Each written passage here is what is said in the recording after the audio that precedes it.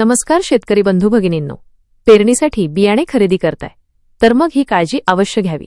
आपल्या भागातील वातावरण व जमिनीचा विचार करून योग्य त्या पिकाची निवड करावी। आपल्या भागासाठी शिफारशीत वाणाच्या निवडीला प्राधान्य द्यावे। गेल्या 2 वर्षात कीड व रोगांना बळी पडणाऱ्या जाती वापरू नयेत। बियाण्याची खरेदी करताना कंपनीचे प्रतिनिधी, विक्रेते किंवा जाहिराती यावर अवलंबून बियाणे खरेदी टाळावी। बियाणे नेहमी परवानाधारक कृषी केंद्र विक्रेत्याकडूनच खरेदी करावे।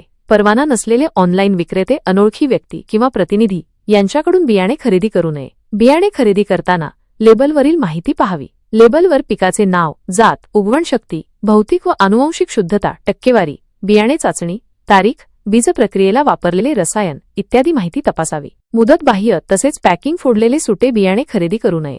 लेबल नसलेले किंवा अपूर्ण माहिती असलेली बियाणे खरेदी करू नये। बियाणे खरेदी करताना खरेदीची पक्की पावती घ्यावी। त्या पावतीवर छापील बिल क्रमांक, खरेदी करणाऱ्याचे नाव, पिकाचे व जातीचे नाव, गट क्रमांक, उत्पादकाचे नाव व पत्ता, विक्रेत्याची सही इत्यादी नोंदी करून पावती घ्यावी। बियाणे पेरणीवेळी पिशवी खालच्या बाजूने फोडावी, त्यामुळे पिशवीवर असलेले लेबल व बीज प्रमाणीकरण यंत्रणेचा टॅग व्यवस्थित राहतील।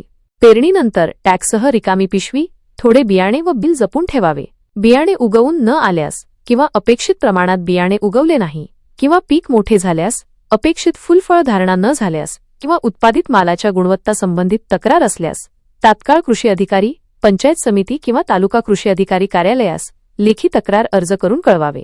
शक्यतो जोपर्यंत अधिकारी पंचनामा करण्याकरिता येत नाहीत तोपर्यंत पेरणी करू नये किंवा पीक काढून टाकू नये। जपून ठेवलेली पावती, रिकामी पिशवी, थोडे बियाणे व टॅग हे सर्व पंचनाम्यासाठी उपस्थित राहणाऱ्या अधिकाऱ्यांना सादर करावे। बियाणे किंमत व गुणवत्ताबाबत कोणतीही तक्रार असेल तर कृषी अधिकारी, पंचायत समिती किंवा तालुका कृषी अधिकारी कार्यालयास तात्काळ अवगत करावे, असे आवाहन जिल्हा अधीक्षक कृषी अधिकारी नाशिक यांनी केले आहे।